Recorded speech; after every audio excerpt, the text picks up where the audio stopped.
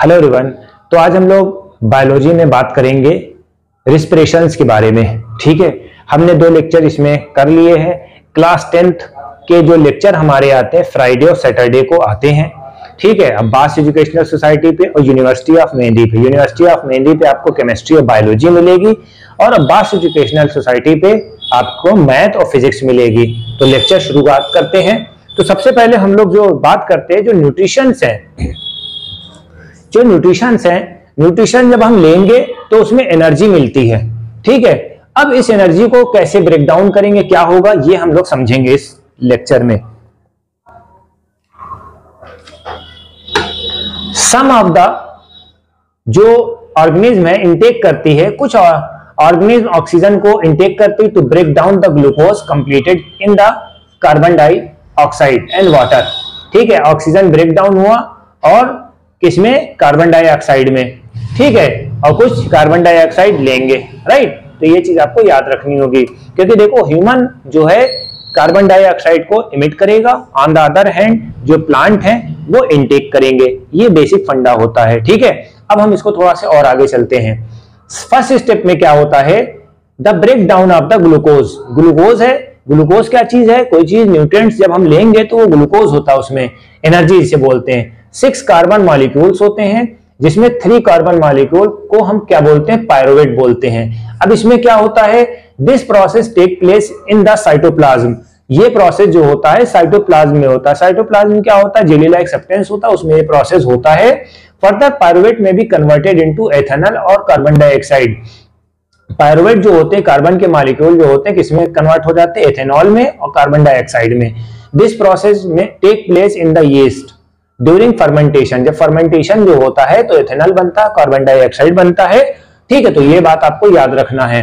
ठीक है, since this process take place in the absence of oxygen, यानी कि अभी हम लोग 2 प्रोसेस सीख रहे हैं, एक एरोबिक रेस्पिरेशन और एक anaerobic respiration.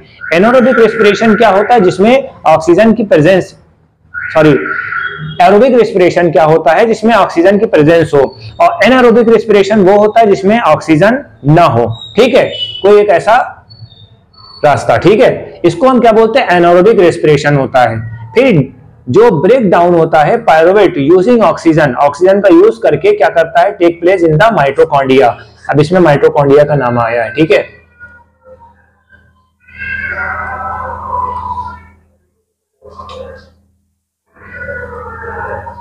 break down the 3 carbon molecule to give the carbon dioxide. Other product is water. water निकलता है बेटा।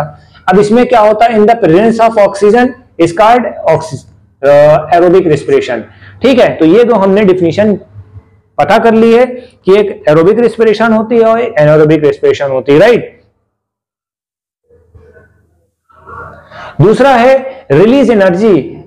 एनर्जी जो होती है एरोबिक रेस्पिरेशन में वो ज्यादा होती है इन कंपैरिजन टू एनारोबिक, क्योंकि इसमें ऑक्सीजन कम होता है। ठीक है, एनारोबिक में। ठीक है, sometime when there is a lack of oxygen in muscles under pathway to break down the pyruvate is. ठीक है, कभी कभी ये होता है कि ऑक्सीजन का ब्रेक डाउन हो जाता है। ठीक है, और हमारी मसल्स पुल हो जाती है, जिसको स्ट्रेन बोलते हैं। ठीक है, क्रैम्प बोलते हैं। ठीक है, ये चीज होता है। अब इसमें भी 3 मॉलिक्यूल कार्बन के होंगे। ठीक है, this build up lactic acid to our muscles during the sudden activity of cramp.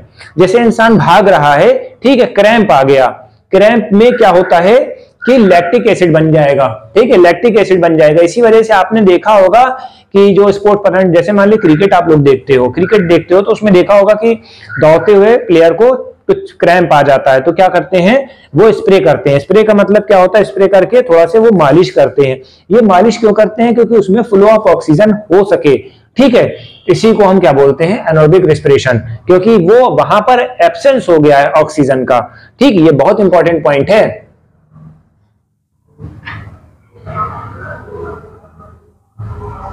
अब यहां पर इन्होंने दिया हुआ है 6 कार्बन मॉलिक्यूल है साइटोप्लाज्म में, पायरुवेट के 3 मॉलिक्यूल एनर्जी के साथ। अब अगर इन the absence of oxygen, oxygen का एब्सेंस हो तो एथेनॉल बनेगा, लैक ऑफ ऑक्सीजन हो तो मसल्स में क्रैम्प आ जाएगी, प्रेजेंस ऑफ ऑक्सीजन हो तो कार्बन डाइऑक्साइड, वाटर और एनर्जी बनेगा माइटोकॉन्ड्रिया में। इस वजह से यहां पर सबसे ज्यादा एनर्जी रिलीज होती है, ये आप देख लीजिएगा। Energy release due to cellular respiration immediate synthesize to ATP. ATP का फुल फॉर्म देख ली, एडेनोसिन ट्राइफॉस्फेट होता है, ठीक है। एरोबिक रेस्पिरेशन में 38 एटीपी मॉलिक्यूल की एनर्जी रिलीज होती है, एनारोबिक रेस्पिरेशन में 2 मॉलिक्यूल्स होते हैं, ठीक है। तो ये थोड़ा सा ध्यान में रखिएगा। अब यहां पर एटीपी के बारे में दिया, एनर्जी करेंसी होती है सेलुलर रेस्पिरेशन में, जब कुछ खाते हो तो वहां पर एनर्जी रिलीज होती है, ठीक है। ये थोड़ा सा ध्यान में रखना है आपको, ऑलराइट।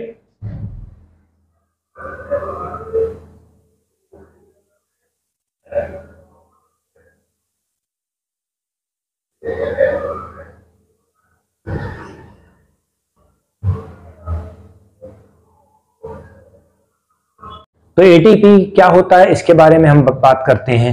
एटीपी क्या होता है? एडिनोसिन ट्राइफॉस्फेट, ठीक है। ये एनर्जी निकालता है, ठीक है। एरोबिक रेस्पिरेशन में 38 होती है एनर्जी एटीपी मॉलिक्यूल्स, और एनारोबिक रेस्पिरेशन में 2 मॉलिक्यूल्स होते हैं, ठीक है। तो ये चीज हमें समझना है, right.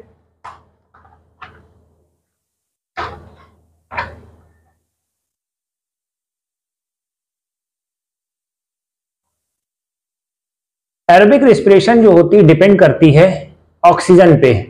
Aerobic respiration need to ensure that sufficient intake of oxygen, ठीक। अब प्लांट जो होते हैं गैसेस का एक्सचेंज करते हैं through the stomata. Large intercellular space ensure that cell is contact with the air. Cell जो होते हैं कांटेक्ट करते हैं एयर के साथ।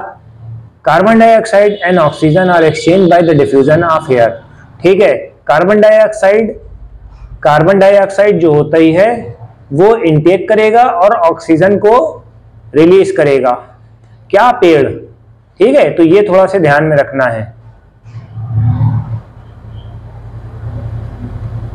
ठीक।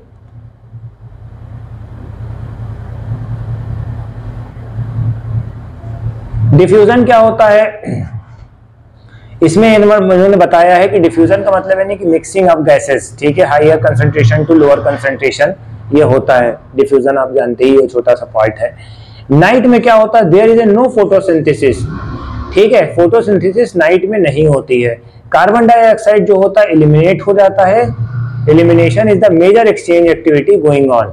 कार्बन डाइऑक्साइड रिलीज करेगा, ठीक है। Activity during the day carbon dioxide generate during the respiration is used to photosynthesis. दिन के टाइम पे कार्बन डाइऑक्साइड का इस्तेमाल होता है, और रात में क्या होता है? कार्बन डाइऑक्साइड जो एक्स्ट्रा होती है वो रिलीज होती है। इसी वजह से कहा जाता है कि पेड़ों के नीचे नहीं लेटना चाहिए, ठीक है। ये चीज होती है। एनिमल भी क्या करते हैं? ऑक्सीजन का इंटेक करते हैं एनवायरनमेंट पे, getting rid of the carbon dioxide produce, ठीक है। एनिमल भी कार्बन डाइऑक्साइड को इमिट करते हैं और ऑक्सीजन को लेते हैं, ठीक है। तो ये चीज आप याद करिएगा।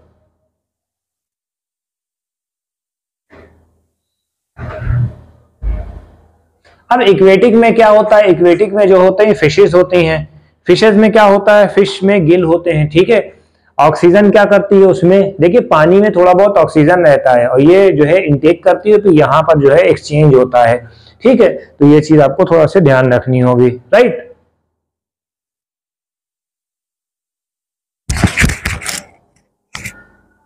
गैसेस का एक्सचेंज होता है, ठीक है, गिल।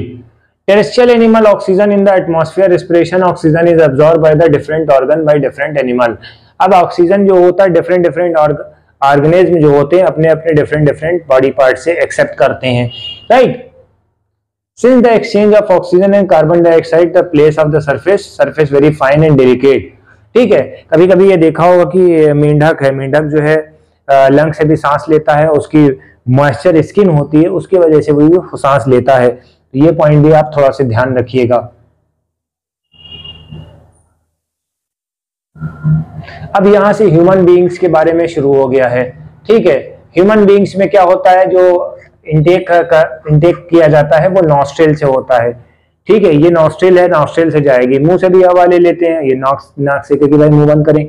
अब ये यहाँ पर नॉस्ट्रिल है, नॉस्ट्रिल में यहाँ पर बाल होते हैं, वो एयर में जितनी भी गंदगी होती है या फिर कुछ ऐसा होता है वो म्यूकस में, अंदर म्यूकस होता है वो ट्रैप हो जाता है, ठीक है, गंदगी, ठीक है।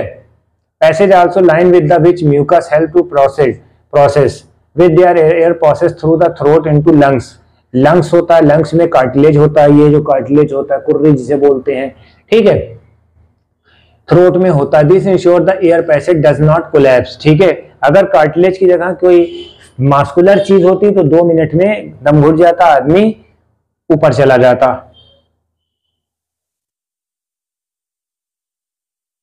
अब ये एक ह्यूमन बॉडी दिखाया है, ये भैया ये जो है आए हैं, ये नेजल पैसेज है। नेजल पैसेज का मतलब क्या होता है, यहां से सांस लेगा। अब यहां पर हम लोग लंग्स के बारे में डिस्कस करते हैं। लंग्स में ये एल्वियोली होते, छोटे छोटे से स्मॉल चेंबर होते हैं, एल्वियोलर सैक होते हैं। यहीं पर जो होता है एक्सचेंज होता है बाबू। यहां पर ऑक्सीजन है, ऑक्सीजन जाएगी और कार्बन डाइऑक्साइड बाहर आएगी, ये याद रखिएगा। ब्रांकी है, ब्रांकी देखिए ट्रैकी है, कार्टिलेज है, यहां से ब्रेक होता है, एक ये पॉइंट जाएगा, एक ये पॉइंट जाएगा, ठीक है। यहां पर भी वही चीज है, यहां पर भी वही चीज है, ठीक है। ये थोड़ा सा ध्यान में रखना है आपको, ठीक है। The lungs divided into smaller final balloon like structure होते हैं जिनको एल्वियोली कहेंगे। यहां पर गैसेस का एक्सचेंज होता है, right. As we have seen earlier here, where the breathe in, left out the ribs and flatten the diaphragm, ठीक है। chest cavity become larger in respect। अब देखिए, चलिए इसका हम थोड़ा से एक्सप्लेन कर देते हैं, ठीक है। अब चलिए एक एक्सप्लेनेशन देख लेते हैं। देखिए जैसे होता है कि जैसे, ठीक, जब हम इनहेल करेंगे ऐसे, ये बॉडी है फ्री है, जब हमने इनहेल करा, इनहेल का मतलब यानी कि इनटेक ऑफ ऑक्सीजन, जब हमने इनटेक ऑफ ऑक्सीजन करा तो लंग्स हमारे फ्लोट हो गए। लंग्स के नीचे जो है डायफ्राम है, लंग्स के नीचे डायफ्राम है, डायफ्राम जो होता फ्लैट हो जाएगा, ठीक है। अब देखिए हो गया। अब यहां पर हमने एक्सेल करा, कार्बन डाइऑक्साइड रिलीज करा। अब ये हमारे रिब्स हैं, जो लंग्स हैं ये श्रिंक हो गए।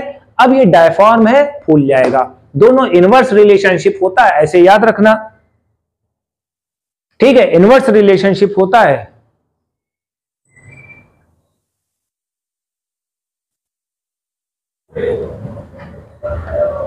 ठीक है। तो ऑलमोस्ट हमारा ये टॉपिक भी खत्म होने वाला है। Blood bring carbon dioxide from the rest of the body, release into alveoli and oxygen in the alveolar air take up by the blood. Blood में ऑक्सीजन आ जाती है और कार्बन डाइऑक्साइड जो होती है वो निकल जाती है कि हाँ, कहां से, एल्वियोली से, ठीक है।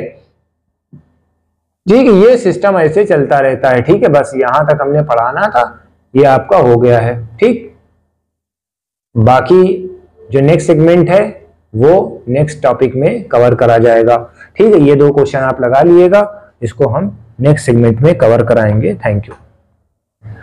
तो कोशिश हमारी यही है कि मैं आप लोगों को one of the best study material content दूं, ताकि आप जो है अच्छा रिजल्ट दें। हमारी कोशिश यही है कि एनसीईआरटी को लाइन बाय लाइन आपको तैयार कराया जा रहा है, ताकि इसके जितने भी बेसिक फंडामेंटल हैं, बेसिक टॉपिक्स हैं, इसको अच्छे से कराया जाए।